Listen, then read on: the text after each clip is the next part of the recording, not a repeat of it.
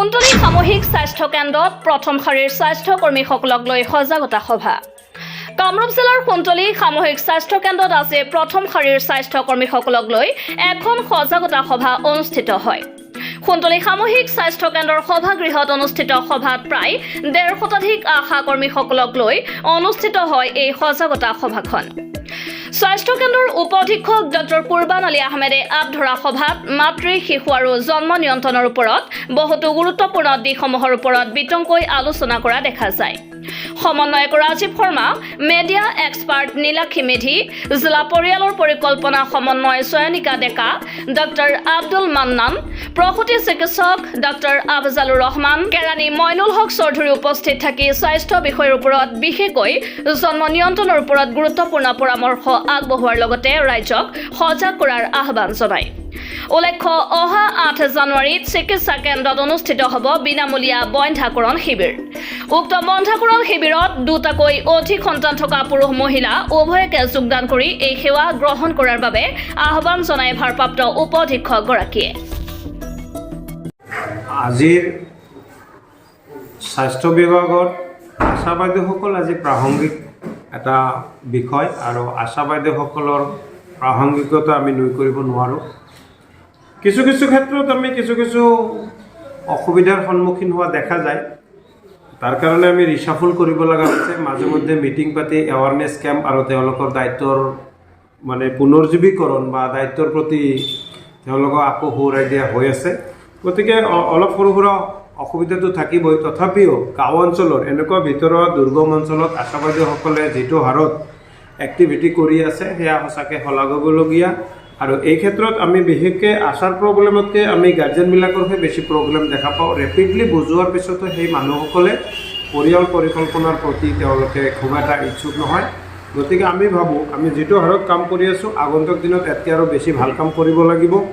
আজি নিশ্চিতভাৱে ক'ব লাগিব, আজি আমাৰ কামৰূপ ডিষ্ট্ৰিক্টৰ জিলা পৰ্যায়ৰ বিভিন্ন প্ৰগ্ৰামৰ লগত জড়িত ৩জন ব্যক্তি আমাৰ মাজত উপস্থিত হৈছে আৰু গোটাই বিশেষ চন্তলি সামূহিক স্বাস্থ্য কেন্দ্ৰৰ অন্তৰ্গত পলাই ১৭৪গৰাকী আশা, লগতে ANM, MPW ৱাৰ্কাৰ, আশা ছুপাৰভাইজাৰসকলক লৈ আমি এৱাৰনেছ কেম্প এটা কৰিলোঁ।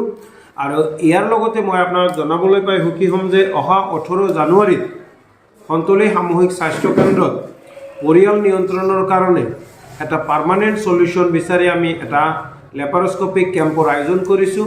আৰু সেই কেম্পত যিসকল ব্যক্তিয়ে 2টা সন্তান হৈছে বা এটা হৈছে বা ততোধিক সন্তান হৈছে তেনেকুৱা ধৰণৰ যুগল ব্যক্তিয়ে বহুত হাজবেণ্ড ৱাইফ আহি ইয়াতে আমাৰ বন্ধ্যাকৰণ কৰাব পাৰে সমূলি বিনামূলীয়া খৰচাত। লগতে আমি তেখেতসকলক চৰকাৰীভাৱে কিছু ইনচেণ্টিভো দিয়া হ'ব। গতিকে পৰিয়াল পৰিকল্পনা আৰু পৰিয়াল নিয়ন্ত্ৰণৰ কাৰণে চৰকাৰীভাৱে স্বাস্থ্য বিভাগে আমাৰ ফালৰ পৰা যত পৰণাস্তি চেষ্টা কৰিছোঁ। আৰু আগন্তুক দিনত এই যি আমাৰ প্ৰগ্ৰাম এইটো পৰ্যায়ক্ৰমে আমাৰ চলি থাকিব। আচল কথা হ'ল আপোনালোকে সকলোৱে জানে যে খুন্টলি এৰিয়াটো আমাৰ এটা হাই ফ'কাছ এৰিয়া কামৰূপ ৰুৰেল ডিষ্ট্ৰিক্টৰ। আৰু এই এৰিয়াটোত আমি কিছুদিন ধৰি দেখি আছোঁ যে MMR IMR খুব হৈ আছে। তো সেইটো ক্ষেত্ৰত আমি অলপ আশাসকলক সজাগ কৰাৰ কাৰণে আজি এখন সজাগতা সভা এখন পাতিছোঁ। ইয়াতে আপোনালোকে চাই যদি যে আমাৰ ফেমিলি প্লেনিং মেথড ইউজাৰ বহুত কম। তো তাৰ কাৰণে আমি বিভিন্ন ফেমিলি প্লেনিং মেথডৰ বিষয়ে আমি আজি আশাসকলক জনাইছোঁ। তেওঁলোকৰ কিছুমান মিছকনচেপশ্যনো আছিলে আশাসকলৰ মাজত, আৰু সেই মিছকনচেপশ্যনসমূহো আমি দূৰ কৰাৰ কাৰণে চেষ্টা কৰিছোঁ।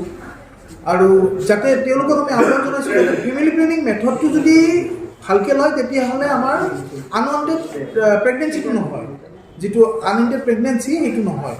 তো তেতিয়া হয়তো আমাৰ MMR IMR কমোৱাত আমাৰ সুবিধা হ'ব। তো এইখিনি আমাৰ মূল উদ্দেশ্য আছিলে। আৰু এই উদ্দেশ্যখিনি আগত ৰাখি আমি আজি এই সভাখন অনুষ্ঠিত কৰিলোঁ। আৰু ইয়াৰ জৰিয়তে ভাবোঁ আমি যে আশাসকলে এটা ভাল এটা গুড মেছেজ এটা লৈ গৈছে আৰু এইখিনিয়ে।